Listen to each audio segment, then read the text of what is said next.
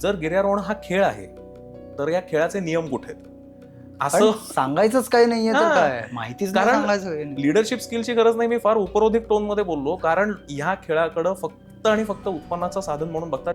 Basic mountaineering course समोरच्यानी Bluetooth speaker चालू केल्याच्या नंतर तो बंद करायला लावा. त्यांनाच माहित नाही तर सांगणार कुठून. कित्येक जण असे मी स्वतः बघितलं की त्यांना माहितीच नाहीये काही. मला फक्त उठायचंय, 100-200 लोकांचा जथ्था घ्यायचा आहे आणि तो सह्याद्रीत घेऊन जायचा आहे आणि त्याच्यातनं पैसे कमवायचे. पण त्यांना याची भीतीच नाहीये की हा कंटेम्प्ट ऑफ कोर्ट आहे किंवा कोर्टाचा अवमान आहे, कारण कोर्टाच्या आदेशाने हा GR आणायला लावलेला आहे. आणि मला देवेश ना भीती अशी आहे की एका क्षणी ना दुर्दैवाने हे चेंगराचेंगरी होऊन जीव जाणं की जे दे आर अनप्लॅन्ड. पाण्याच्या बाटल्याही घेऊन येत नाहीत बरं का ट्रेकला. किंबहुना हे मला असं वाटतं घरून पण आलं पाहिजे. ते घरून येणं पॉसिबल नाही कारण पालक कुठे ट्रेंड आहेत. काय माहितीये का, मी सकाळी उठून ट्रेकला येतोय आणि मग गंमत अशी होते, मग हे पार्टिसिपंट चुकणं, एकाचा पार्टिसिपंट दुसऱ्याच्या बसमध्ये जाणं. इझी म्हणून कुठेही घेऊन जायचं हो, ट्रेकला.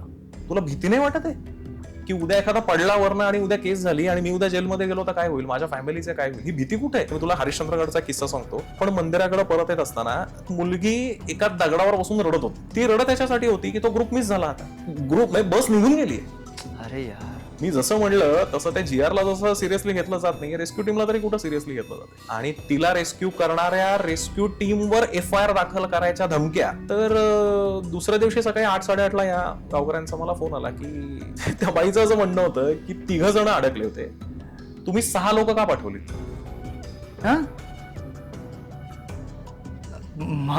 मला आधी हजम माहितीये मला हे.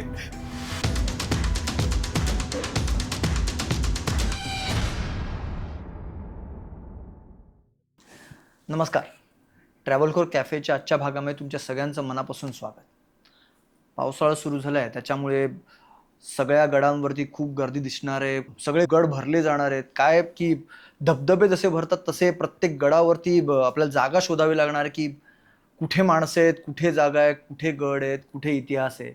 या सगळ्या पार्श्वभूमीवरती जे खरे दुर्गप्रेमी आहेत, ज्यांना खरंच गडावरती खूप प्रेम आहे, ज्यांना ट्रेकिंग करायला खूप मनापासून आवडतं, त्या सगळ्या दुर्गप्रेमींसाठीचा परिचयाचा आवाज आणि परिचयाचा चेहरा म्हणजे आजचा आपला गेस्ट.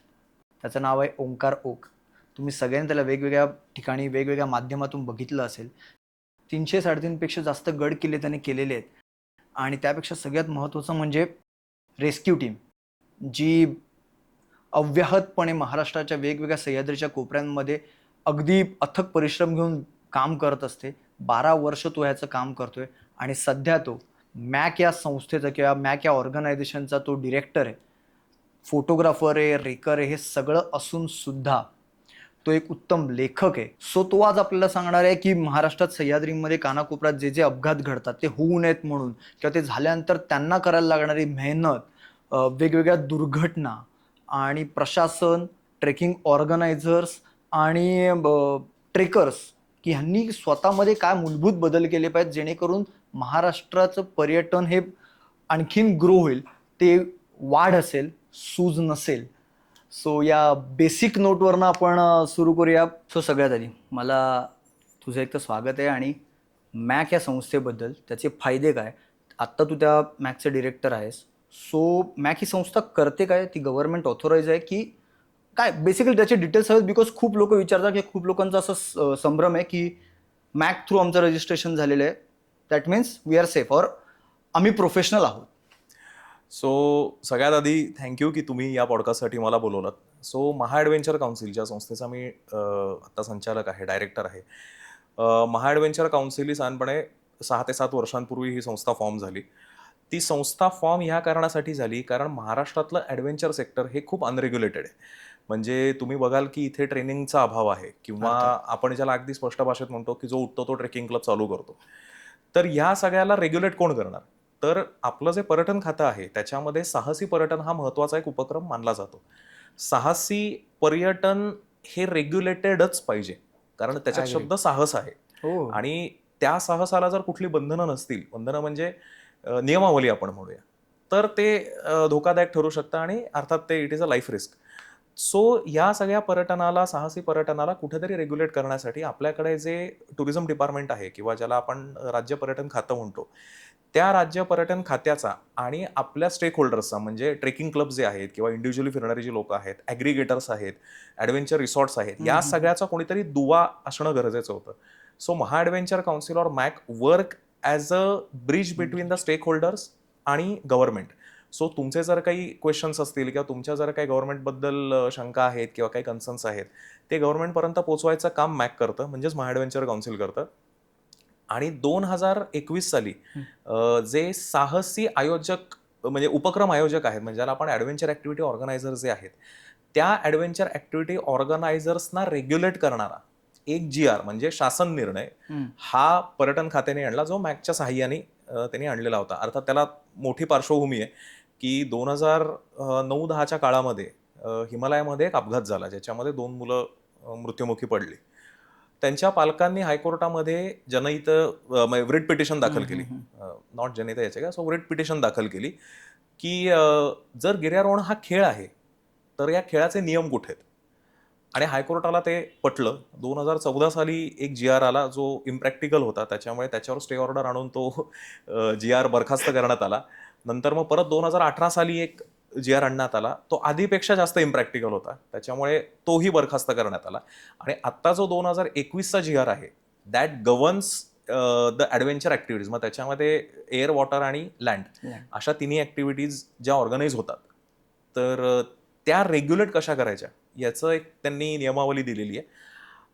त्याच्या अंतर्गत 2 प्रकारची रजिस्ट्रेशन्स ही कंपल्सरी केलेली आहेत ऑर्गनायझर्स करता.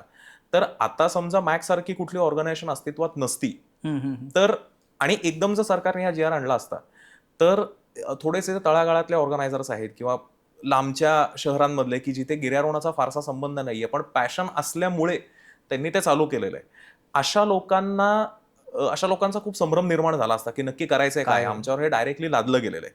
तर हे सगळा संभ्रम दूर करण्याचं आणि हा सगळा ब्रिजिंग द गॅप ज्याला आपण म्हणतो, ते करण्याचं काम आता मॅक करते. आता तू सगळं म्हटलं तळागाळातले ट्रेकर्स आणि सगळे जे ऑर्गनायझेशन्स आहेत, आता फार सांगायची गरज नाही. लोकांच्या म्हणण्यानुसार पावसाळी बेडकं असतील, अनऑथोराइज ट्रेक ग्रुप्स असतील, ऑथोराइज असतील, लिगल असतील, इलिगल असतील. अगदी मला तर माहिती आहे की प्रत्येक बिल्डिंगमध्ये एक ट्रेक लीडर बनलेला आहे आता, अगदीच. की जो एका ऑर्गनायझेशन सोबत एकदा जातो, मार्किंग बघतो, अच्छा हे झालेलं आहे, सगळ्या त्या बिल्डिंगचा एक ट्रेक ग्रुप बनतो करेक्ट आणि ट्रेक जातो. सो ही जी आता कन्सेप्ट आली आहे, ही बदललेली ट्रेकर्सची संस्कृती, याबद्दल काय वाटतं? थोडंसं विस्ताराने उत्तर दिल्याचं काय आहे की साधारणपणे तू 25 वर्षाच्या मागचा जर काळ बघितलास, म्हणजे 2000च्या आधीचा काळ, त्यावेळेला काय होतं, त्यावेळेला या क्षेत्रामध्ये कॉम्पिटिशन नव्हती. याचं कारण असं, हे क्षेत्र ॲज अ उत्पन्नाचं साधन, भले पार्ट टाइम किंवा फुल टाइम म्हणून बघितलं जात नव्हतं. त्यावेळेला तुम्ही फक्त गिर्यारोहण हे पॅशनसाठी तुम्ही करता, किंवा एक्सप्लोरेशनसाठी करता, किंवा मी जे बघितलंय ते मला इतर लोकांना दाखवायचंय याच्यासाठी लोक ट्रेकिंग क्लब चालू करायचे. आणि 100% या स्वयंसेवी संस्थांच्या रूपामध्ये, ज्याला आपण चॅरिटेबल ट्रस्ट म्हणतो, नो प्रॉफिट नो लॉसवर हा बिझनेस, नो प्रॉफिट नो लॉसवर ही ऍक्टिव्हिटी चालायची, तो बिझनेस नव्हता. ठीक आहे, काही प्लेयर्स होते की जे फुल टाइम उतरले याच्यामध्ये, पण मेजॉरिटी जर तू बघितलीस तर 80% हा संपूर्णपणे स्वायत्त गेम होता. ठीक आहे. गंमत अशी झाली की जसा थोडासा काळ पुढे गेला आणि एस्पेशली कोविडच्या आउटब्रेकच्या नंतर लोकांना हे लक्षात आलं की या ऍक्टिव्हिटीमध्ये मॉनिटरी पोटेन्शियल आहे. ठीक आहे, की आपण समजा आपल्याकडे बेसिक स्किल असतील, बेसिक स्किलचा अर्थ काय की मी 1-2 किल्ले बघितलेत, मला 1-2 किल्ल्यांचे व्लॉग्स बघून ऑर्गनाईज करता येतं, जाणं गरजेचं नाहीये मला. ठीक आहे, आणि मला त्या किल्ल्यांच्या पायथ्याचे कॉन्टॅक्ट नंबर मिळवता येतात, तर मी ट्रेक ऑर्गनाईज करू शकतो. तिथे आता गुगल शीट आली त्याची, अख्खी गुगल शीट आहे. तर त्याच्यामध्ये अगदी सोपं झालेलं आहे. बरं, गाड्यांचे कॉन्टॅक्ट नंबर मिळवणं वगैरे ते फारच सोपं आहे तुम्हाला. आणि लिडरशिप स्किल पाहिजेत का, तर त्याची काही गरज नाही आजच्या काळात. असं सांगायचंच काही नाहीये तर काय, माहितीच नाही सांगायचं. लिडरशिप स्किलची गरज नाही, मी फार उपरोधिक टोन मध्ये बोललो, कारण तुम्हाला लोकांना फक्त तिथे नेऊन आणायचंय. ह्याच्या पलीकडे काही मोजके ऑर्गनायझेशन ह्या खेळाकडे फक्त आणि फक्त उत्पन्नाचं साधन म्हणून बघतात, ज्याच्यात चूक काही नाहीये. पण how you are conducting the activity हे खूप महत्वाचं आहे. तर बदललेलं स्वरूप जे तू म्हणतोयस ना, तर पूर्वी काय व्हायचं की एका स्पेसिफिक लिमिटमध्ये सदस्य संख्या असायची. त्याचं कारण असं आहे की आयोजकांना हे माहिती असायचं की आपण हे नो प्रॉफिट नो लॉससाठी करतोय, आपण हे आनंदासाठी करतोय आणि ह्याच्यातनं आपल्याला पैसा कमवायचा नाही. मग 200-200 लोक नेऊन फायदा तरी काय. प्रश्न ठीक आहे. मग त्यापेक्षा 40च लोक घेऊन जाऊ, पण नवीन नवीन जागा आपण त्यांना दाखवू. त्याच्यामुळे लिमिटेड संख्येमध्ये ते नेलं जायचं. आणि सगळ्यात महत्वाचं, ऑर्गनायझर सुसंस्कारित होते, वेल अर्थात ट्रेंड. अर्थात. हे थोडासा मी पिछेहाट आहे या शब्दाची, कारण वेल ट्रेंड म्हणजे मी बेसिक माउंटेनरिंग कोर्सला जाऊन आलो तर मी ट्रेंड होतो, मी सुसंस्कृत होत नाही. I agree, I agree. फार फरक आहे या दोनमध्ये. I can be trained, okay, पण बेसिक माउंटेनरिंग कोर्स समोरच्यानी ब्लूटूथ स्पीकर चालू केल्याच्या नंतर तो बंद करायला लावा, किंवा तुमच्या काय म्हणतात त्याला, लोकांचं ब्रीफिंग घ्या तुम्ही, लोकांना तिथली इतिहास भूगोलाची माहिती द्या, हे सांगत असेल का, ही शंका आहे मला. त्यांनाच माहित नाही तर सांगणार कुठून? कित्येक जण असे मी स्वतः बघितलं की त्यांना माहितीच नाहीये काही.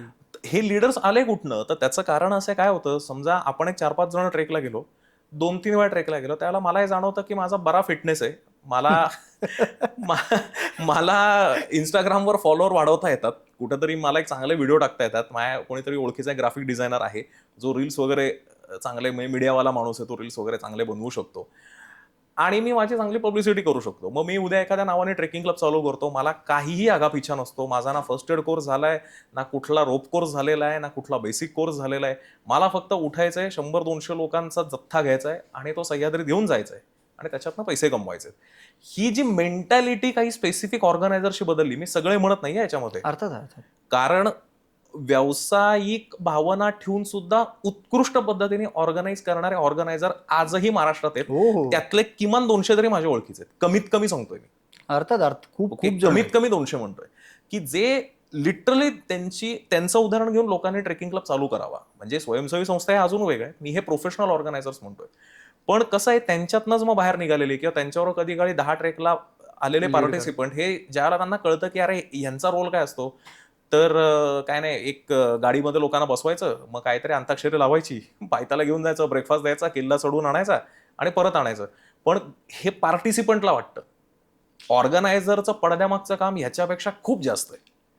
आणि ही जी वरवरची इन्फॉर्मेशन आहे ना, ज्याला आळवावरचं पाणी म्हणतो आपण, अगदी उथळ आहे ते सगळं, ते पार्टिसिपंटला न कळल्यामुळे ज्याला ते कुठेतरी ट्रेकिंग क्लब चालू करतात, त्यावेळेला ते अनट्रेंड असतात, त्यावेळेला ते सुसंस्कारित नसतात, आणि मग कुठेतरी काय म्हणतात, एक नीतिमत्ता ब्रेक होणं, ठीक आहे, किंवा गरजेपेक्षा जास्त लोक घेऊन जाणं, मग तिथे अत्यंत बेशिस्त वर्तन करणं, हे प्रकार घडतात.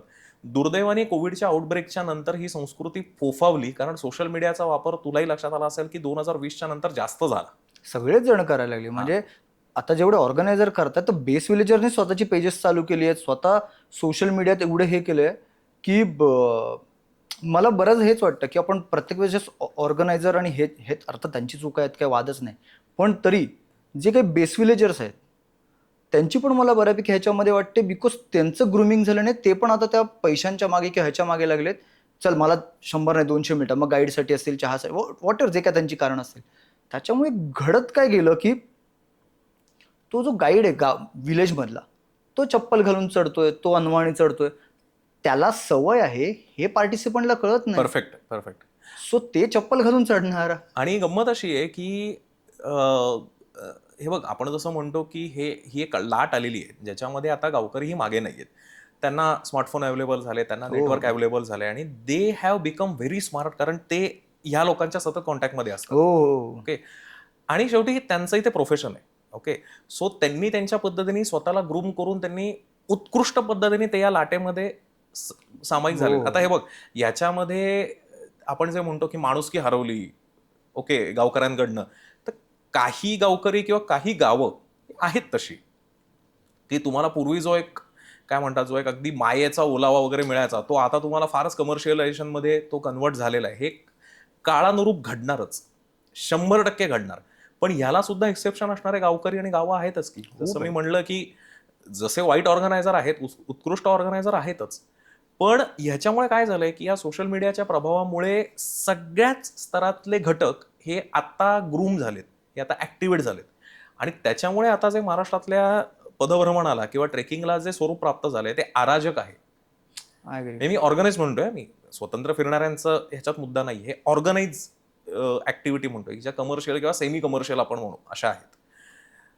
ह्यामुळे गंमत अशी आहे की तुम्हाला हेच कळत नाहीये की हे घेऊन कुठं जायचं, आणि म्हणून या याच्यासारख्या GR ची गरज पडते, जे मी आता सांगितलं. नाही नाही, पण त्याची खूप गरज आहे असं खूप अंगाने. म्हणजे आता तू म्हटलंस तसं की काही काही गावं आहेत जे अजून त्यांची माणुसकी जपतात. त्याचं कारण कदाचित हेही आहे, कारण दरवर्षीला एक ट्रेक हा लाटेमध्ये स्वार होतो. मग तो अशेरीगड असेल, अवचितगड असेल, हरिश्चंद्रगड असेल, ते एकेका वर्षासाठी येतात. अगदी रतनगड असेल, आणि मग त्यांना ते एका वर्षात त्या गावकऱ्यांना पण कळतं की अरे यार, इसमें पैसा है, इसमें पैसा है. सो हे जे एक एक वर्षाचं जे क्रेज आली आहे, ते सह्याद्रीचं बदललेलं स्वरूप आहे असं मला वाटतं. की ते आपण 2002 किंवा तू म्हणाल असं 2000च्या आधी तर वेगळंच, त्यावेळेस तर आम्ही नव्हतोच केलं. आम्ही जेव्हा करायला लागलो त्यावेळेचा काळ आणि आत्ताचा काळ, त्यातला फरकच हा मला वाटतो की जे आपण मगाशी म्हटलं की वाढ आणि सूज मधला फरक आहे. Absolutely, absolutely. पूर्वी आपल्याला लोक वाटायची की लोकायत ती वाढ व्हावी. करेक्ट. आता जी आपोआप वाढीच्या नावाखाली जी सूज झाली, तो खूप प्रॉब्लेम आहे की त्या शेपलेस आहे. त्याला काही त्यांनाही माहिती नाही आणि आपल्यालाही माहित नाहीये. म्हणजे तुला सांगू का, याला मी उदाहरण देईन की एक वाहन चालवणं, गाडी चालवणं ही जर आपण ऍक्टिव्हिटी पकडली, there are certain rules which are attach to it. ठीक आहे, की तुम्ही ट्रिप्सी नाही जाऊ शकत बाईकवर. ठीक आहे, किंवा तुम्हाला सिग्नल फॉलो करावेच लागतात. ठीक आहे, किंवा तुम्हाला काही ठिकाणी ओव्हर स्पीडिंग करताच येत नाही. याचं कारण तीही लाईफ रिस्कच आहे. मग तुम्ही गिर्यारोहण किंवा महाराष्ट्रामध्ये जे पदभ्रमण ट्रेकिंग जे आपण म्हणतो, त्याच्यात लाईफ रिस्क आहेच. हो आहेच. ओके, मग त्याला नियमावली का नाहीये? आणि जर ती असेल तर ती फॉलो का नाही केली जाते? कारण असं आहे की तुला गव्हर्नमेंटचा कुठेही डिटरन्स नाहीये, तुला धाक नाहीये. ठीक आहे, म्हणजे मी तुला गंमत सांगतो, तू ताडोबा सारख्या जंगल सफारीला समजा गेलास तर यू हॅव अ डिटरन्स. तुला एक धाक आहे की मी उद्या इथनं जर एक इक्लेअर्स त्याला काय म्हणतात, हे अगदी रॅपर जरी मी खाली टाकलं तरी काय माझ्यावर कारवाई होईल ती माहिती नाही. हे मला इथनं घरी पाठवण्यापासून ते माझ्यावर दंड करणं, जेल करणं, व्हॉट एव्हर जे नियम असतील वन विभागाचे, ते त्यानुसार मला दंड होणार आहे हे माहिती आहे. त्याच्यामुळे ते क्षेत्र अत्यंत रेग्युलेटेड आहे. आणि त्याचं सगळ्यात महत्वाचं कारण असं आहे, there is a act or law to it. Okay, एखादा शासन निर्णय म्हणजे GR आणि एखादा कायदा, यातला फरक यात प्रचंड फरक आहे. ऍब्सोल्युटली. मी लॉयर आहे प्रोफेशननी म्हणून मी सांगतो तुला की जो कायदा सिरियसली घेतला जाऊ शकतो, तो नोटिफिकेशन सिरियसली नाही घेतला जात. ओके, त्याच्यामुळे कसं आहे की GR हा इम्प्लिमेंट समजा जर नाही केला, तर आता गेले 4 वर्ष पर्यटन विभागाने केलेलाच नाहीये. पण त्यांना याची भीतीच नाहीये की हा कंटेम्प्ट ऑफ कोर्ट आहे किंवा कोर्टाचा अवमान आहे, कारण कोर्टाच्या आदेशाने हा GR आणायला लावलेला आहे. Yes yes. पण याच्याऐवजी जर कायदा असता प्रॉपर की ऍडव्हेंचर टुरिझम ऍक्ट, तर तो येणं केणं प्रकारेण तो फॉलो करावाच लागला असता. म्हणजे पर्यटन खात्याला सुद्धा ते निर्बंध आणावे लागले असते आणि स्टेक होल्डरला सुद्धा तो फॉलो करावा लागला असता. I agree. पण GR हे इतकं तकलादू आहे का कायद्यापुढे. ठीक आहे, जर तू ऍक्च्युअल कम्पॅरिझन केलीस तर. आणि जर तकलादू नसतं तर मग इम्प्लिमेंटेशन झालंच असतं ना. झालंच असतं. तर ह्याच्यामुळे गंमत काय होतीये की तुम्हाला धाक नाहीये कुठल्या गोष्टीचा. आणि आत्ता हरिश्चंद्रगडचे जे व्हिडिओ फिरतायत किंवा कळसुबाईचे जे व्हिडिओ फिरतायत, 3-3 तास ट्रॅफिक जॅम आहे रे. अरे हरिहर, काय म्हणावं याला, 3 तास ट्रॅफिक जॅम लिटरली. कळसुबाई ते शिर्डीचं तर काय. आणि मला देवेशना भीती अशी आहे की एका क्षणी ना दुर्दैवाने हे चेंगराचेंगरी होऊन जीव जाणं किंवा अत्यंत वाईट दुर्घटना घडणं की ज्याच्यामुळे ट्रेकिंग क्षेत्रालाच कुठेतरी एक काळीमा फासला जाईल. नाही, पण ते दर महिन्याला होतच ना. पण कसं आहे, सुदैवाने अजून ते घडलं नाहीये म्हणून आपण चालवून घेतोय. हा, एखादाच अपघात होतो, मग आपण ते 1.5 महिना बंद करतो. मग कोणीतरी बुडलं की ते 1.5 महिन्यासाठी 2 महिन्यासाठी परत तिकडे बंदी येते. आणि याला अंत कुठे आहे, तर याला अंत आता तर एकच आहे की कुठली तरी दुर्घटना होणार, नाही तर बंद कसं होणार. मला एक सांग, दरवर्षी आपण एकच बॉम्ब मारतोय का नाही, ही गर्दी होतीये. त्याला ना 2021 मध्ये काही त्याच्यात फरक पडलाय, ना 22 मध्ये पडलाय, ना आता 25 मध्ये पडतोय. म्हणजे काय, दरवर्षी सेम परिस्थिती असेल तर त्याचं रिझोल्युशन कुठे आहे. पण तुला असं का वाटतं की हरिश्चंद्रगडावरती गर्दी होते, पण बाकीचे अनेक असे अगदी सरासगड सुधागड जो आपल्या जवळ आहे म्हणजे म्हणायला गेलं म्हणजे त्या मानाने तिथे एवढी गर्दी नसते की तिकडे लोक जात नाहीत, पण हरिश्चंद्रगडावरती म्हणजे जत्राच्या जत्रा, जथ्थेच्या जथ्थे जात असतात. त्याच्यात ना एक प्रिन्सिपल आहे. ते प्रिन्सिपल असं आहे, त्याला मी 3A प्रिन्सिपल म्हणतो, जो इंग्लिश मधला A आहे. त्यातला पहिला आहे अट्रॅक्शन, दुसरा आहे ऍक्सेस आणि तिसरं आहे अवेलेबिलिटी. याच्या पलीकडे त्या जागेमध्ये काही नसतं. मी सांगतो एक एक काय ते. अट्रॅक्शन म्हणजे काय, मला काहीतरी भारी बघायला मिळतं तिथं. कोकणकडा आहे, इंद्रवज्र आहे, क्लाउड्स आहेत, वरनं दिसणारा हरिश्चंद्रगडावर नजारा आहे, ते मंदिर आहे, मला कमरावर पाण्यातनं त्या केदारेश्वरला प्रदक्षिणा मारता येते वगैरे वगैरे वगैरे. कळसूबाई हायएस्ट पीक आहे, अट्रॅक्शन आहे, वरनं दिसणारा नजारा अट्रॅक्शन आहे.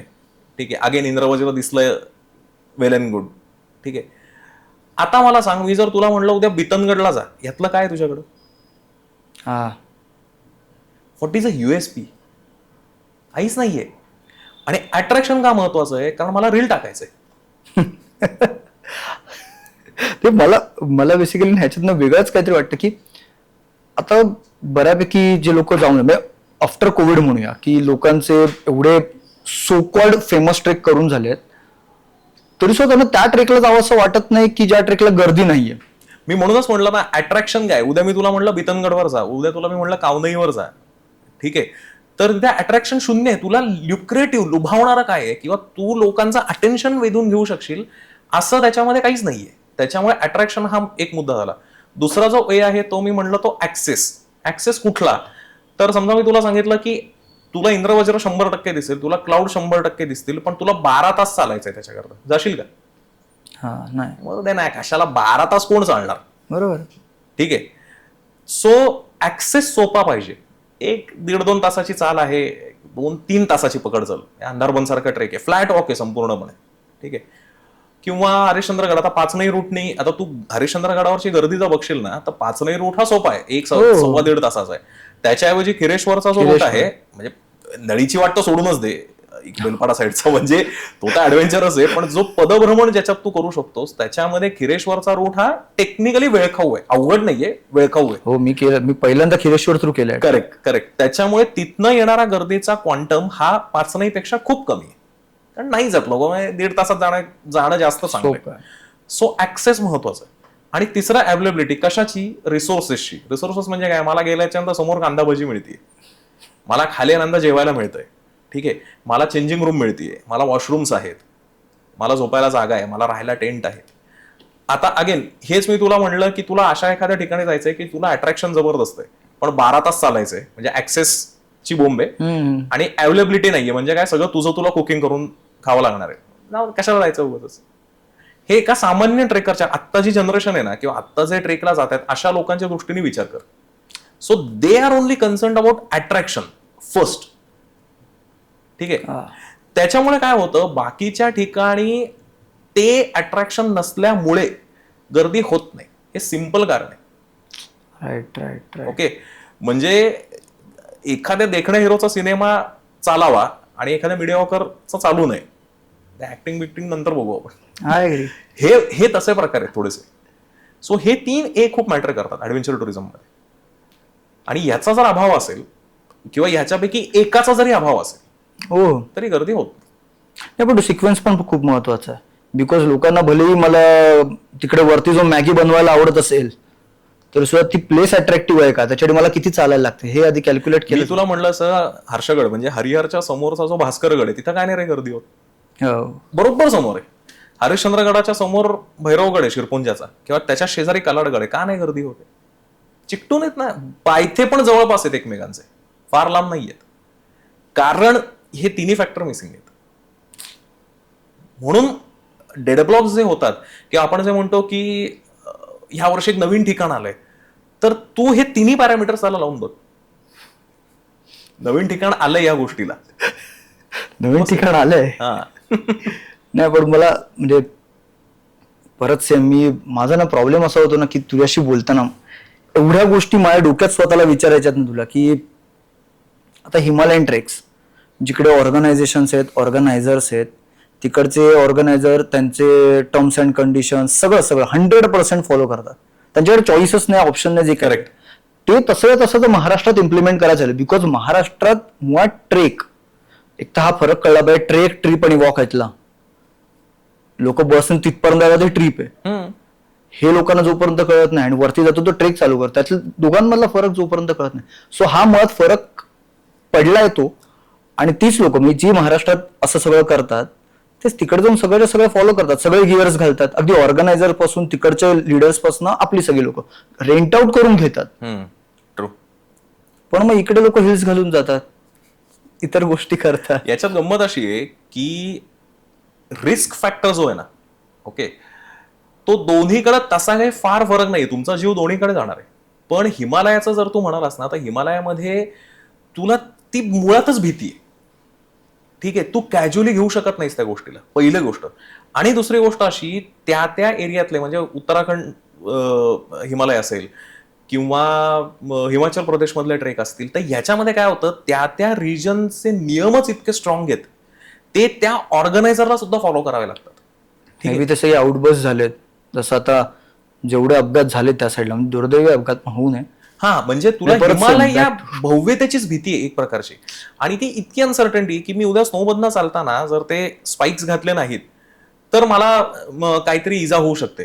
ठीक आहे, किंवा मी जर गॉगल घातला नाही तर मला स्नो ब्लाइंडनेस येऊ शकतो. ठीक आहे, म्हणजे मी आत्ता हिमालयातल्या ट्रेकला गेलेलो असताना एक 15 ते 20 मिनिटासाठी आमच्या एका पार्टिसिपंटनी तिचा गॉगल काढून ठेवल्याच्या नंतर लीडर इतका बोलला तिला, इतका, की आम्ही तुला एवढ्या खाली इन्स्ट्रक्शन दिलेल्या होत्या, जर तुला हे नसेल फॉलो करायचं तर तू आत्ता चालती हो ट्रेकमधनं.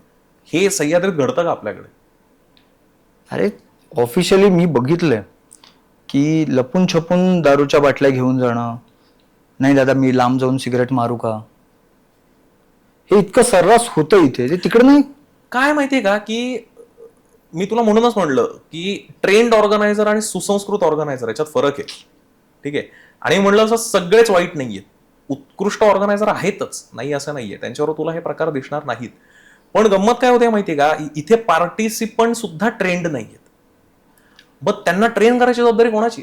मला एक सांग, मी उद्या सकाळी उठलो आणि मला 4:30-5ला जाग आली, म्हणलं आता कुठेतरी भटकायला जाऊ. मी इंस्टाग्राम उघडलं आणि मला कळलं 6 वाजता एक ट्रेक निघणार आहे. माझा आणि ट्रेकिंगचा काही संबंध नाही, मला लवकर जाग आली म्हणून मला ट्रेकला जायचं. याही प्रकारचे पार्टिसिपंट आपल्याकडे आता आहेत सध्या, की जे दे आर अनप्लॅन्ड, पाण्याच्या बाटल्याही घेऊन येत नाहीत बरं का ट्रेकला. मला 7 वाजता फोन आलेला आहे की आता तुमची बस चालली आहे, मी येऊ का? हो, पण मला एक सांग, तिथे गेल्याच्या नंतर तुम्ही त्या कुठल्या एरियामध्ये आहात, त्याची सँक्टिटी काय आहे, त्याचं पावित्र्य काय आहे, तिथे तुम्हाला सेफ्टी प्रिकॉशन काय घ्यायचे आहेत, काय पाळायचंय, काय टाळायचंय, हे सांगणं जबाबदारी कोणाची आहे? अर्थात त्या सगळ्या गाईडची आहे, किंबहुना हे मला असं वाटतं घरून पण आलं पाहिजे. ते घरून येणं पॉसिबल नाही, कारण पालक कुठे ट्रेंड आहेत? मला एक मालकांना सांगता येतात. मला नाही, हा हे तर अरे असं म्हणजे मी लिटरली, आमच्याकडे असे पण पार्टिसिपंट जे घरीच न सांगता येतात की आम्हाला बस शोधावी लागते की खरंच हे आमच्यासोबत आलेत नाही आलेत, आमचं नाव सांगून दुसऱ्या ग्रुप सोबत जाणं. सो हे सगळं म्हणजे मला असं वाटतं फक्त एकाची चूक किंवा एकाची जबाबदारी नाहीये. नाही, तुला अजून एक सांगू का, मी म्हणून म्हणलं तसं की काय होतं बऱ्याच वेळेला, आता ऑर्गनायझर्सच्या संख्येवर, सदस्य संख्येवर बंधनं नाहीयेत कुठली सध्या. म्हणजे एका ऑर्गनायझरनी एका ठिकाणी एका बॅच मागे किती लोक न्यावी त्याचं आजपर्यंत कुठेही बंधन आलेलं नाहीये. पूर्वी ते मॉरल बंधन होतं की माझी कपॅसिटी 25-30 लोकांची, 50 लोकांची, त्याच्या पलीकडे ग्रुप जायचा नाही. मी तुला परवाचा किस्सा सांगतो. मी भंडारदऱ्यातनं जस्ट पास होत होतो. ठीक आहे, तर कळसुबाईच्या पायथ्याला भरपूर मित्र आहेत माझे, तर त्यातल्या एकाकडे मी त्यांनी नवीन घर बांधलंय म्हणून मी बघायला गेलो होतो. तिथे पुण्यातला एक ग्रुप आला होता. त्या ग्रुपची सदस्य संख्या 260 होती कळसुबाईला, ज्या दिवशी तो ट्रॅफिक जॅमचे फोटो, तोच दिवस. आणि पार त्या बारी गावाच्या बाहेरच्या कमानीपर्यंत बस लागलेल्या होत्या सगळ्या. तर गंमत अशी झाली, या 260 मध्ये मी तुला म्हटलं तसं लीडर्स ब्रीफिंग करत नाहीत. 260 हा आकडा पचतोय का तुम्हाला हे बघितलं जात नाही. येत आहेत ना, येऊ द्या, हा असा काउंट करून 4-5 बस ऑर्गनाईज केल्या जातात. त्याच्यामध्ये गंमत अशी झाली की जे पहिले 15-20 जण पहिल्या लीडर बरोबर उतरले ते व्यवस्थित एका घरी गेले जिथं त्यांची जेवणाची सोय केलेली होती. मध्ये काही जण मागे राहिले होते, ते त्या गर्दीमध्ये चुकले, ते तिसऱ्याच एका हॉटेलवाल्याकडे गेले. ठीक आहे, परत मागचा एक ग्रुप आला, तो घुटमळत बसला की नक्की हॉटेल होतं कुठे. कारण काय आहे, त्या सगळ्या घरांमध्ये एखाद्या नवीन माणसाला, ठीक आहे, कन्फ्युजन होणं साहजिक आहे की आपण सकाळी कुठं राहिलो होतो. बरं, गावांमध्ये काय होतं, सगळीच एका आडनावाची माणसं असतात. ठीक आहे, त्याच्यामुळे तुम्हाला ते कन्फ्युजन होतच की नक्की आम्ही सकाळी जेवलो होतो कोणाकडे. तर त्याच्यामुळे त्याचे अर्धे पार्टिसिपंट दुसरीकडे, अर्धे पार्टिसिपंट त्या पावसात थांबलेले आहेत, बाकीच्या पार्टिसिपंटचा पत्ता नाही. 260 मागे त्याचे फक्त 10 लीडर्स होते. ठीक आहे, म्हणजे जनरली 7 ते 8 जणांच्या मागे एक हे जनरल प्रपोर्शन असताना 260/10 म्हणजे तू आकडा लावून बघ. नाही का, ऍब्सोल्युटली मुळात एवढं. आणि मला एक सांग की तू ज्या वेळेला सगळ्यांची जेवण असं पकड की वेगवेगळ्या ठिकाणी झाली, तू आणणार कसा एकत्र सगळ्यांना? नेटवर्क नाहीये, तू 207 जणांना फोन करणार आहेस? करूच शकत नाही मुळात. आणि पण मला असं वाटतं बऱ्याचदा ना याच्यामध्ये अर्थात पार्टिसिपंट्सनी पण आपण कोणासोबत चाललोय ते खरंच तेवढे कॅपेबल आहेत ट्रेंड का? नाहीत. कारण काय माहितीये का, मी सकाळी उठून ट्रेकला येतोय, आय एम नॉट प्रिपेअर्ड. मला असं वाटतं मी पे केलंय ना, सगळी जबाबदारी ही ऑर्गनायझरची आहे. आणि गंमत अशी आहे की तू आता समजा आपले जे पुण्यातले जे गॅदरिंग पॉइंट आहेत ऑर्गनायझरचे, तिथे ना एकदा रॅन्डम चक्कर मारून बघ. ठीक आहे, म्हणजे आता मी हे पार्टिसिपंटची बाजू सांगतोय, ऑर्गनायझरच्या सांगितली मी. काय माहितीये का की ज्या वेळेला तू दुकानामध्ये एखादा प्रोडक्ट खरेदी करायला जातोस ना, त्याला थोडासा रिसर्च आपण केलेला असतो, थोडासा हो हो 1% का होईना केलेला असतो. तू टूथपेस्ट घ्यायला गेलास तरी तू म्हणतोस की अरे नाही मला कोलगेट नाही, मला क्लोजअप द्या म्हणून. इतकं तुला ते माहिती असतं की नाही बाबा हे याच्यापेक्षा बरं आहे, व्हॉट एव्हर. म्हणजे मी उदाहरण दिलं एक फक्त. तर त्या गॅदरिंग पॉइंटला जर तू रात्री गेलास आणि अशाच जथ्यामध्ये समजा जर तू एखाद दुसऱ्याला विचारलास ना की ह्या ग्रुपचं नाव काय, तू डेस्टिनेशन सोडूनच द्या, आपण कुठे चाललोय हेही माहिती नसणारे लोक आहेत. ठीक आहे, सकाळी उठतात, अरे आपका ट्रेक जा रहा है ना, हा मैं जॉईन करतो. ठीक आहे, त्यांना त्या ग्रुपचंही नाव माहिती नसतं. लीडर्स ब्रीफिंग देताना ह्या गोष्टी सांगत नाहीत. आणि मग गंमत अशी होते, मग हे पार्टिसिपंट चुकणं, एकाचा पार्टिसिपंट दुसऱ्याच्या बसमध्ये जाणं. आणि हल्ली ते बॅजेस द्यायची सिस्टीम आली आहे, म्हणजे गर्दीच इतके की आयडेंटिफिकेशन करणार कसं, तर ते बॅजेस देतात. अरे पण तुमचा लीडर टू पार्टिसिपंट रेशोचा मेंटेन नाही झाला तर इतक्या गर्दीमध्ये तुमची लोक गाडीत गेली आहेत का वरतीच राहिली आहेत हे कळणार तरी कसं? तर पार्टिसिपंटनी सुद्धा हे लक्षात घेणं गरजेचं आहे की त्या संस्थेबद्दल तुम्हाला रिसर्च करून जाणं गरजेचं आहे. ती संस्था किती जुनी आहे, लीडर्स किती जुने आहेत, त्यांचे लीडर्स ट्रेंड आहेत का, किती वर्षाचा एक्सपिरियन्स आहे, फर्स्ट एड कोर्स झालेला आहे का, सेफ्टी प्रिकॉशन किती घेतात, याच ठिकाणी आधी त्यांनी ट्रेक किती नेलेले आहेत, फीडबॅक. आता हल्ली तर गुगल रिव्ह्यू वगैरे तर खूप सोपं हा, झालंय. ते हल्ली गुगल रिव्ह्यू सुद्धा जसे हॉटेलवाले सांगतात तसे टाकायला लावतात. जरा चांगलं टाकावर का आमच्याबद्दल, काय काय असं स्वतः- honest स्वतःच असतं. टाकतात वेगवेगळे हा, हा, हा. हो ते आहेच. म्हणजे किंवा मग समजा 25-30 लीडर असतील, मग तेच त्यांच्या मित्रांना सांगतात जरा आमच्या संस्थेबद्दल चांगले रिव्ह्यू चांगले टाक. लिह. त्याच्यामुळे ट्रान्सपरन्सी शून्य असते अनेक संस्थांच्या बाबतीत. तर पार्टिसिपंटनी सुद्धा हे लक्षात घेतलं पाहिजे की तुझी ही मॉरल रिस्पॉन्सिबिलिटी तेवढीच आहे जेवढी त्या ऑर्गनायझरची आहे. किमान त्या ठिकाणाबद्दल रिसर्च करणं, ते ठिकाण तुला झेपतंय का. I agree. माझा पहिलाच ट्रेक जर मी पन्हाळगड ते विशाळगड ठेवला तर नाहीच रे, म्हणजे पॉसिबलच नाहीये ते. नाही ही पण कॅटेगरी आहे. पण मला तुला हेच विचारायचं होतं की इझी म्हणून कुठे घेऊन जायचं हो, ट्रेकला, ही कन्सेप्ट जरा तू मला एक्सप्लेन कर की इझी तुझ्या दृष्टीने इझी काय आणि आत्ताच्या जे लोक येतात त्यांच्या दृष्टीने इझीची काय काय काय माहितीये का की मोरोशीच्या भैरवगड सारख्या ठिकाणी सुद्धा मी advertiser open to all age group and beginners असं बघितलेलं आहे. मोरोशीचा भैरवगड बरं का. म्हणजे या हिशोबाने तुम्ही मुरुड जंजिराला तर अख्खा जिल्हाच घेऊन जाल तुमचा. तर होतंय काय, मी तुला म्हटलं तसं ऑर्गनायझरलाच कुठे माहितीये हा डिफिकल्ट आहे का इझी आहे. त्यांना सगळंच इझी वाटतंय कारण तू ट्रेंड आहेस ना, तू अनेक वेळेला तिथे जाऊन आलेला आहेस. काय माहिती का, पूर्वी ह्याला ना काही क्रायटेरियाज होते की कशाला इझी म्हणावं, कशाला म्हणू नये. ज्याला आपण इझी, मॉडरेट आणि सिव्हिअर किंवा इझी, मॉडरेट आणि डिफिकल्ट म्हणायचो, याचे पूर्वी काही पॅरामीटर्स, नॉर्म्स होते. ते आजकाल उरलेले नाहीत. म्हणजे पहिलाच ट्रेक अलंगमधून कुलंग, पहिलाच ट्रेक लिंगाणा असणारी पण भरपूर लोक आहेत, खूप लोक आहेत. त्यांना ते ऑर्गनायझर नेऊन आणतात, त्याच्यात काही डाऊट नाहीये. पण जर समजा एखाद्या माणसाचा जर तिथे काही करताना अपघात झाला, ते ठिकाण त्याला झेपणारं नाहीये. आता पहिला ट्रेक AMK असणारा जो माणूस आहे त्याला त्या ठिकाणाबद्दल माहिती काहीच नाहीये, आणि जर त्याचा काही दुर्दैवाने जर अपघात झाला तर ती जबाबदारी घेणार कोण? अर्थात. सो पार्टिसिपंटनाही हे कळलं पाहिजे की तुम्ही जिथं जाताय ते ठिकाण तुम्हाला सुटेबल आहे का, ते त्या सीझनला सुटेबल आहे का. ऍग्री. हे खूप महत्वाचं आहे. तो ट्रेकिंग क्लब टाकायला काही टाकेल, तुला झेपतंय त्याच्यासाठी का? इझी असणार, माझ्यासाठी खरंच इझी आहे का, माझी तेवढी कॅपॅसिटी आहे का, तुला झेपतंय का ते, तसं आहे. प्रश्न नाही. सो ते हे दोन्ही बाजूंनी घडतं. नाही, हे तर मी म्हणजे आता बिईंग अ पार्टिसिपंट म्हणून तू केलंयस, तू ऑर्गनायझर म्हणून पण केलंयस आणि आता मॅक्सचा डिरेक्टर म्हणून पण केलंयस. 3 वेगवेगळ्या भूमिका तू बघितल्यात. पूर्ण सगळ्या ट्रेकर्सचा बदललेला स्वरूप असेल, त्यांचा विजन असेल.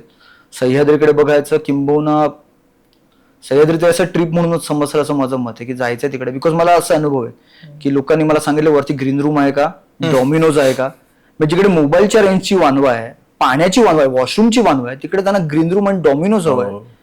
म्हणजे त्यांचा अभ्यास तर सोड, त्यांना माहितीच नाही की आपण काय करतोय, काय वॉट ट्रेकिंग म्हणजे काय, ट्रेकिंग कशाशी खातात पितात हे काही माहित नाही. तुला गंमत माहिती का देवेश, पूर्वी ना जे लांब पल्ल्याचे ट्रेक असायचे ना, म्हणजे 2, 3, 4 Range दिवस रेंज ट्रेक ज्याला आपण म्हणतो ते, किंवा जास्त दिवसांचे ट्रिप्स पण म्हणू, ट्रिप्स म्हणजे कुठल्या अर्थाने ट्रिप्स की समुद्री किल्ले बघायचे 5 दिवस जाऊन, ठीक आहे, म्हणजे सुवर्णदुर्ग ते सिंधुदुर्ग वगैरे असं काही, नॉट नेसेसरी त्याला ट्रेकच पाहिजे. तर पूर्वी ना ऑर्गनायझर्स ब्रीफिंग मिटिंग घ्यायचे ट्रेकच्या आधी, ठीक आहे, जे आत्ता हिमालयात ऑर्गनाईज करणाऱ्या संस्थाही अनेक करतात, की त्या ब्रीफ मिटिंग घेतात. ब्रीफ मिटिंग म्हणजे काय, की तुम्ही येताना काय काय घेऊन यायचंय बरोबर, भले माझे 10,000 ट्रेक झाले तरी मला ते अटेंड करावं लागतं कंपल्सरी.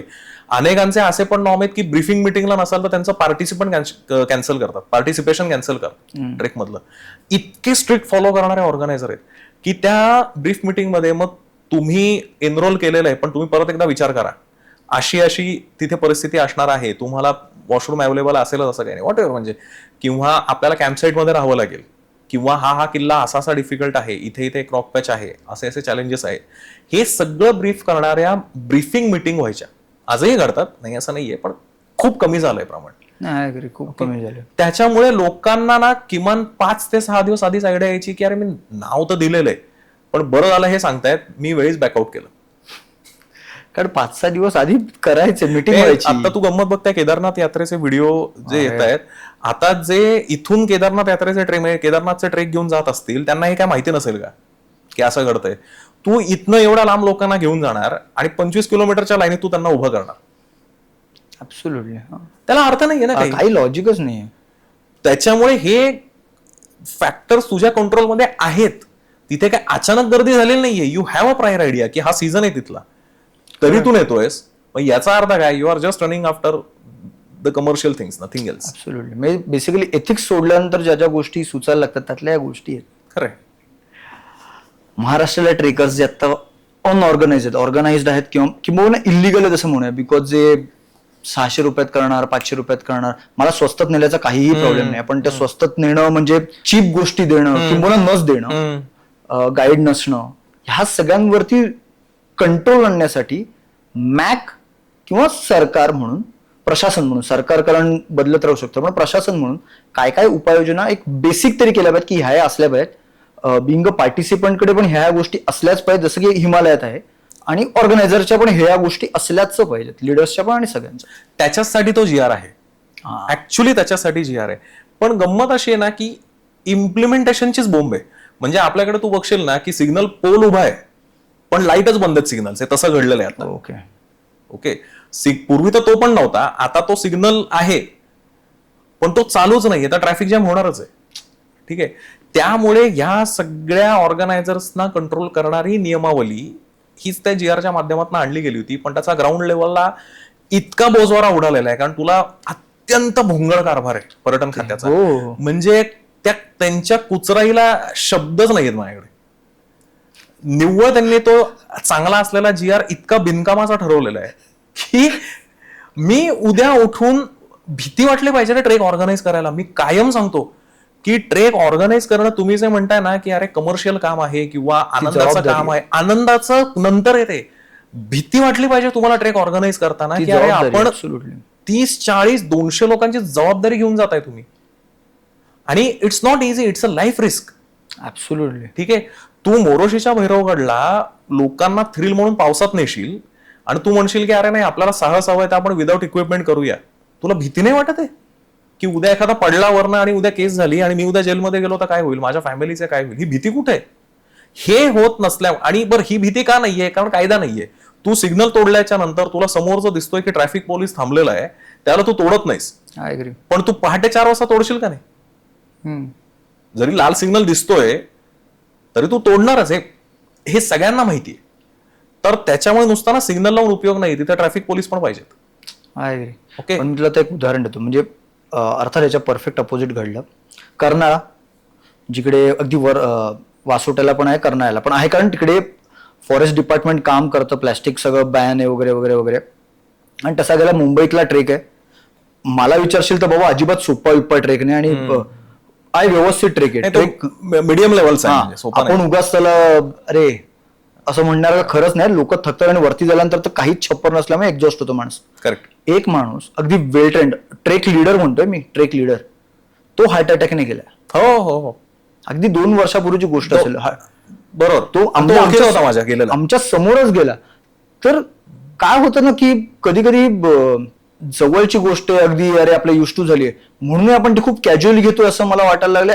सगळेच, नॉट इव्हन पार्टिसिपंट्स और भलेही तो कायदा आणला असेल, पण तुम्ही तेवढे फिजिकली फिट आता आहात का, त्या करू शकतात का, ह्या गोष्टी बघण्याकडे खूप दुर्लक्ष होत चाललंय असं मला वाटतं. पूर्वीच्या संस्था फिटनेस सर्टिफिकेट मागायच्या. मुंबईमध्ये अजूनही चक्रम हायकर्स सारखी जी संस्था आहे की जी 80च्या दशकामध्ये स्थापन झालेली आणि जी एकदम नियमांच्या चौकटीत राहून आज तागायत सुद्धा त्यांच्या सगळ्या जनरेशन आतापर्यंतच्या या त्याच पठडीतून आलेल्या असल्यामुळे त्यांना ते माहितीये.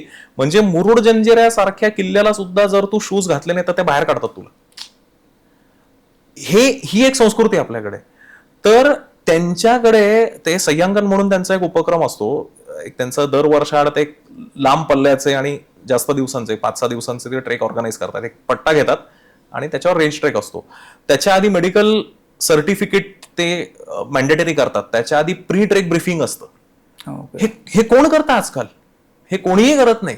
आणि गंमत अशी आहे की आत्ताचे आलेले ऑर्गनायझर या कुठल्याही अशा संस्थांच्या कामच नाही केलं. तुला माहितीच नाही ना हे संस्कारच घडले नाही. संस्कार मध्ये कसा करतात. मी मागच्या एका पॉडकास्ट मध्ये सांगितलं, गुरु शिष्य परंपरा उरली कुठे आपल्याकडे? म्हणजे युट्यूबवर गाणं ऐकायचं आणि मैफिली भरवायच्या असं चालू. असं नाही होत रे. म्हणजे मला बहुतेक पुलंचंच वाक्य आहे की ते क्लासिकल सिंगर म्हणजे काय, तर क्लासमध्ये शिकतो तो क्लासिकल सिंगर, तर तसं झालंय. असं नाही होत रे. म्हणजे ते तुम्हाला कुठेतरी त्या पठडीतून जावं लागतं. म्हणजे जसं हाऊ टू स्विम व्हिडिओ बघून नाही पोहता येत रे. खरंय खरं. आणि ट्रेक म्हणजे लोक जे म्हणतात की चालत जाणं आहे, कसंही गेलो तरी चालतो, तसंही नाही. तसं नसतं. त्याच्यामुळे तुम्हाला अशा संस्थांच्या आधी पठडीतून तयार व्हावं लागतं आणि मग तुम्हाला ट्रेक ऑर्गनाईज करावे लागतात. सो हे प्री ट्रेक ब्रीफिंग ऍटलीस्ट मोठ्या पल्ल्याच्या किंवा अवघड ट्रेकसाठी घेणं किंवा पार्टिसिपंटची क्षमता चेक करणं की किमान तुम्हाला विचारता येईल ना की अरे तुमचा प्रिव्हियस एक्सपिरियन्स आहे किती, हा ट्रेक इतका डिफिकल्ट आहे, तुम्हाला नाही जमलं तर तुम्हाला खाली नेण्यात येईल आणि तुम्हाला त्याच्याबद्दल काही करता येणार नाही. ओके, हे नाही सांगत अरे कोणी. म्हणजे बरेचसे ऑर्गनायझर सांगत नाहीत. हे सगळं हिमालयात घडतं. असं माझा प्रॉब्लेम, मला नेहमी सतत हे वाटतं की हे दुसऱ्या अनेक बाकीच्या राज्यात घडते की ते महाराष्ट्रात घडतच नाही. आणि मी आत्ताची जी टीका करतोय ना ती फक्त त्या ऑर्गनायझरसाठी स्पेसिफिक, एका स्पेसिफिक ग्रुपची आहे. बाकीच्यांचा प्रश्नच नाहीये. म्हणजे पण असं तुला आता काय असे अनुभव आलेत की तू पार्टिसिपंट म्हणून गेलायस पण दुसऱ्या ग्रुप सोबत काय काय गोष्टी घडलेल्या आहेत? अरे भयानक आहेत. मी त्याच्यावर एक पॉडकास्ट होईल इतकं ते मटेरियल आहे. काही माहिती सांगतात रे. काय मी परवाच फेसबुकवरती बघितलेलं एक चुकीचं काहीतरी टाकलेलं. एक्झॅक्टली तुलाच टॅग केलं त्याच्यामध्ये. पण काय वाटेल ते सांगतात अरे. म्हणजे हे बघ, बोलण्यात चूक होणं ही गोष्ट वेगळी. ओके, म्हणजे ठीक आहे, रायगडाच्या जे राजगडावर रोपवे आहे हे अर्थात कन्सेप्च्युअली चुकीचं आहे, पण चल तू बोलता बोलता बोलून गेलास तर लोक एक वेळ म्हणतील की जाऊ दे, माहिती नसेल त्याला किंवा चुकीचं बोललाय. अरे पण महाराष्ट्रातलं सर्वोच्च शिखर हरिश्चंद्रगड वगैरे असं नकारे बोलू खरंच. म्हणजे किंवा म्हणजे इतिहासाची पण उदाहरणं येताना काय देतात राव. कारण काय आहे की माहितीच नाहीये. म्हणजे आपल्याकडे गंमत काय झाली माहितीये का, आता सांदण व्हॅलीला व्हॅली ऑफ शॅडो म्हणतात, त्या काळू वॉटरफॉलला काहीतरी काय बरं सिक्रेट काहीतरी समथिंग, गॉड्स व्हॅली.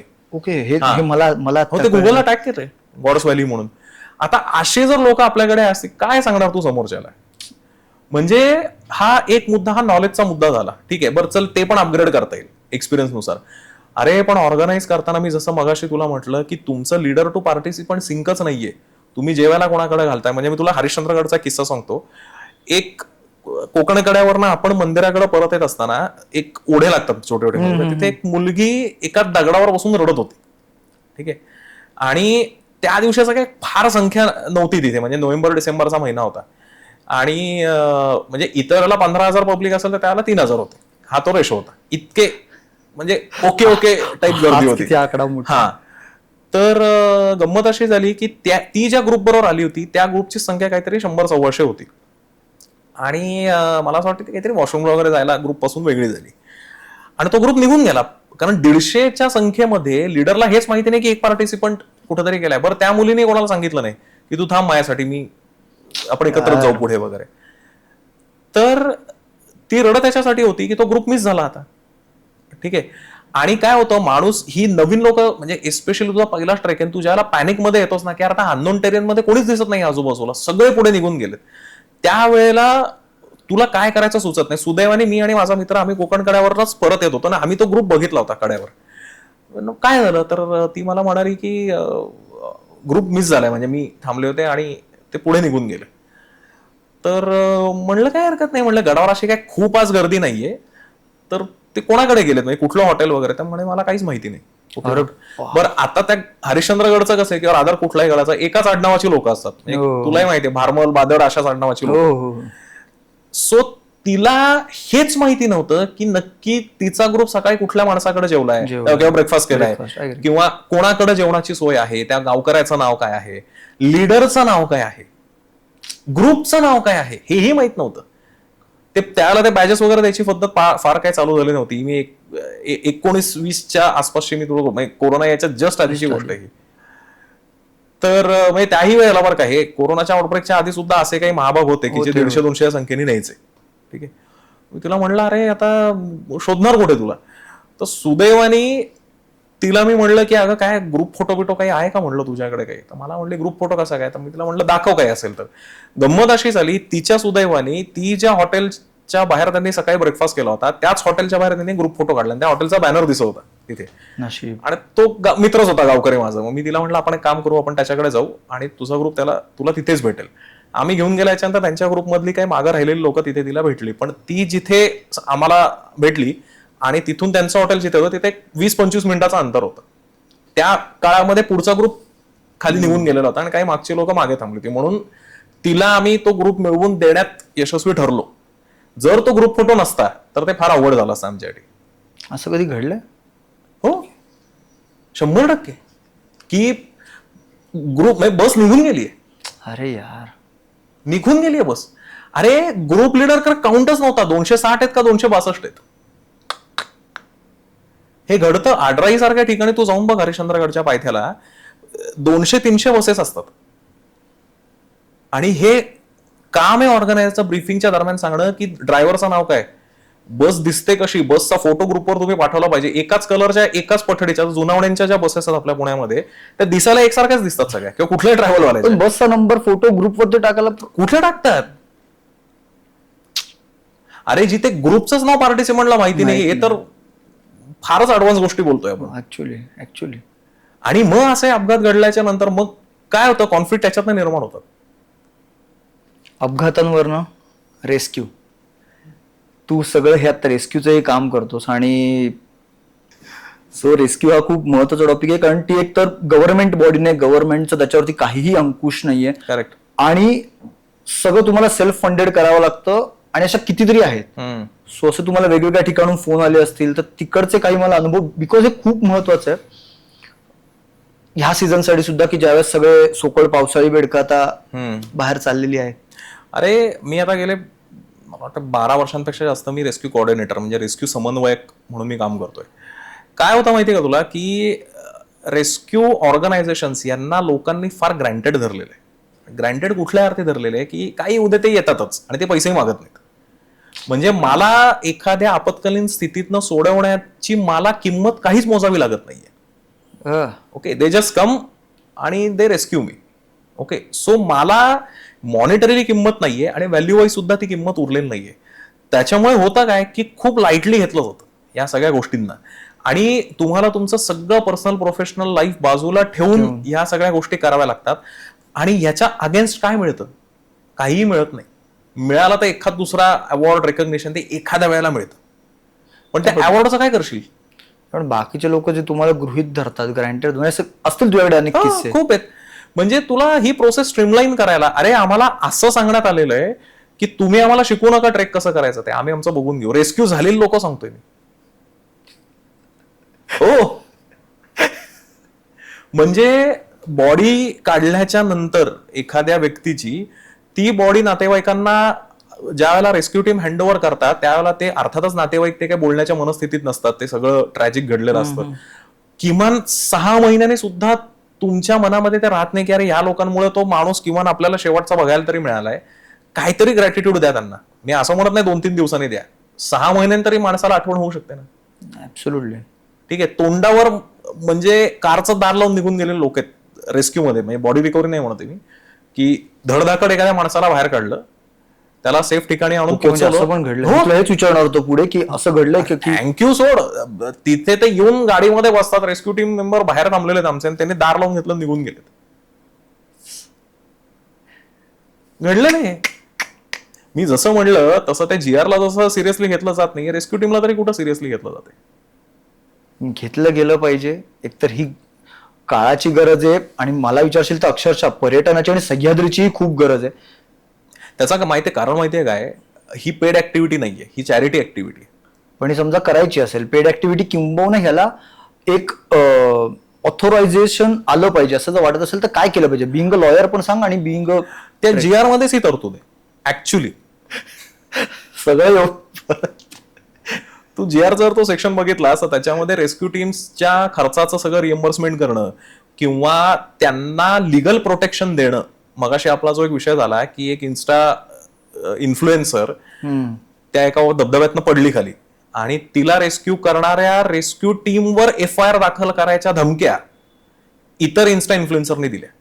का तर तुमच्या निग्लिजन्समुळे ती शेवटचा काही काळ जिवंत होती, ती जिवंत राहिली असती, पण तुमच्यामुळे ती गेली कारण तुम्ही पोहोचायला उशीर केला. अरे रेस्क्यू टीम अशा कपडे घालून तयार नसतात बसलेले की चला फोन आला, आणि फायर ब्रिगेड नाहीये रे की आम्ही तिथे असतो आग लागली की बोलवा आम्हाला. आणि हे पूर्ण चॅरिटी वर्क आहे, हे पूर्ण स्वतंत्र काम आहे. लोक घरच्या सत्यनारायणाच्या पूजा सोडून गेलेले आहेत. अरे हो, मुलांच्या परीक्षा 10वीचे पेपर दुसऱ्या दिवशी आणि कॉल येतो की अरे कोणीतरी धबधब्यातनं पडलंय खाली, त्याला सोडवायला जा. 12 वर्ष करतोयस, पहिला अनुभव आणि आत्ता रिसेंटली आलेला अनुभव, ह्यातला काय असं? दुर्दैवाने काही सेटल्ड नाहीये, मी अगदी तुला सांगतो. अर्थात जे बाकीचे लोक आहेत त्यांचं थोडंसं पर्सन टू पर्सन बदलू शकेल, पण 80% अवस्था अशीच आहे की तीच दुरावस्था आहे. रादर ते अजून हे झाले. म्हणजे मी तुला पहिलाच माझा अनुभव सांगतो रेस्क्यूचा.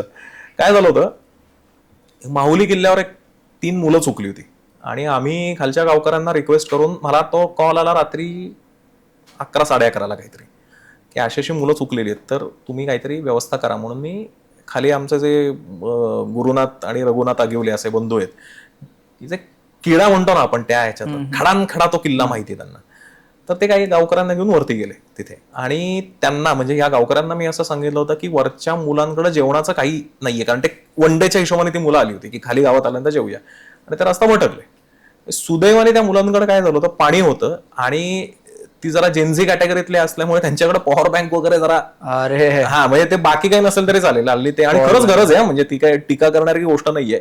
मी एक वेळ म्हणतो की तुम्ही एक्स्ट्राचे कपडे नाही नेलेत तरी चालतील, पण पॉवर बँक पाहिजे हल्ली तुमच्याकडे. त्याचा कारण काय, त्या सगळ्या फोटो आणि रील्स मध्येच आपली इतकी बॅटरी डाऊन होते की अशा प्रसंगात ती उरली तरी पाहिजे ना. खरं. तर त्या सुदैवाने तिघांकडे 20,000 mAh त्या हे होत्या, पॉवर बँक्स होत्या, त्याच्यामुळे त्यांना मोबाईलला चार्जिंग चांगलं होतं, आणि जिथे ते अडकले होते ना ते त्यांना नेटवर्क होतं, म्हणून त्यांचं लाईव्ह लोकेशनही मला मिळालं. मग मी ते गावकऱ्यांना पाठवलं, गावकऱ्यांनी पुढच्या 2 तासात त्यांना काढलं. त्याला 3:30 वाजले होते, मी 3:30 पर्यंत जागा होतो रात्री. ठीक आहे. तर दुसऱ्या दिवशी सकाळी 8-8:30 या गावकऱ्यांचा मला फोन आला की त्यातल्या एका मुलाची आई, तिला तुमच्याशी बोलायचंय. मी फोन कॉन्फरन्सवर घेऊ का, म्हणलं ठीक आहे. त्या बाईचं असं म्हणणं होतं की 3 जण अडकले होते, तुम्ही 6 लोक का पाठवलीत? 3 मुलांना सोडवायला 1 गावकरी पुरला असता. मला आधी हजम माहितीये मला हे. तर गंमत अशी झाली की ह्या म्हणजे जे गुरुनाथ आगिवले जो आहे आमचा, आता रात्रीची वेळ आहे, ठीक आहे, यू नेव्हर नो की तुला किती माणसांची गरज आहे, म्हणून ते 2 जणांनी अजून 2-3 त्यांनी झोपेतनं उठवून नेलं. बरं, घरात होतं नव्हतं ते सगळं जेवण घेऊन गेले, तिथे पाणी वगैरे सगळं घेऊन गेले, आणि त्यांनी खाली आल्याच्या नंतर या मुलांना असं सांगितलं की आमच्या दोघांचं तुम्ही सोडून द्या, हे जे बाकी आम्ही गावकरी आणले ते आमच्या शब्दाखातर आलेले, तर तुम्ही त्यांना पर पर्सन 500 रुपये तुम्ही त्यांना द्या, म्हणजे काहीतरी त्यांना मोबदला मिळाल्यासारखं. मुळात एक तर मिळाला पाहिजे, त्यामुळे ते मागणं गैरसमज मतच नाही. त्यावेळेला त्या बाईने असं सांगितलं की ती बाई एका उच्च बँकेमध्ये ब्रँच मॅनेजर होती, इंटरनॅशनल बँक आहे, ब्रँच मॅनेजर. त्या बाईचा मला असं म्हणजे ती मला असं म्हणाली की तुम्ही 6 माणसं पाठवलीत, आता मी सगळ्यांना मिळून 1,500 रुपये देते.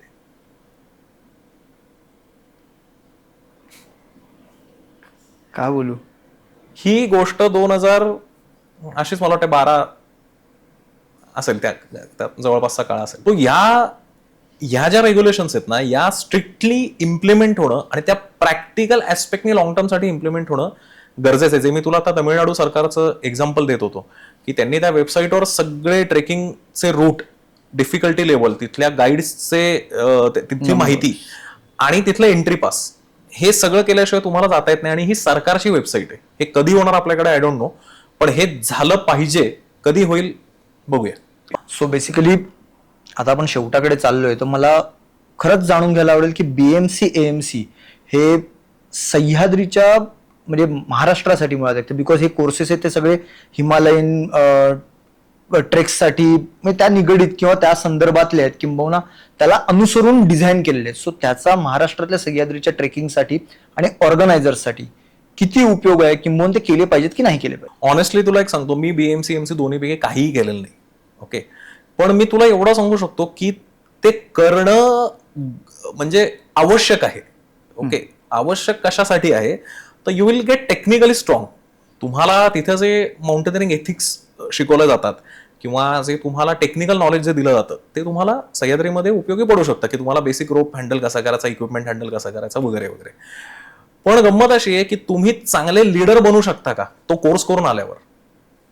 सेम परत गुरु आणि संस्कार. हा, मला माहित नाही, कारण मी कोर्स केलेला नाही, सो मी त्याच्यावर बोलणं योग्य नाहीये. म्हणजे मान्य मला की त्याचे वेगवेगळी उत्तर असं की प्रत्येकाच्या याच्याबद्दल वेगवेगळी मतांतरे असतील, पण मग तसे काही कोर्सेस BMC आणि AMC सारखेच महाराष्ट्राचा सह्याद्री किंवा सह्याद्रीला कन्सिडर करून, सह्याद्रीचे गड किल्ले कन्सिडर करून डिझाईन केले पाहिजेत का किंवा केले आहेत का?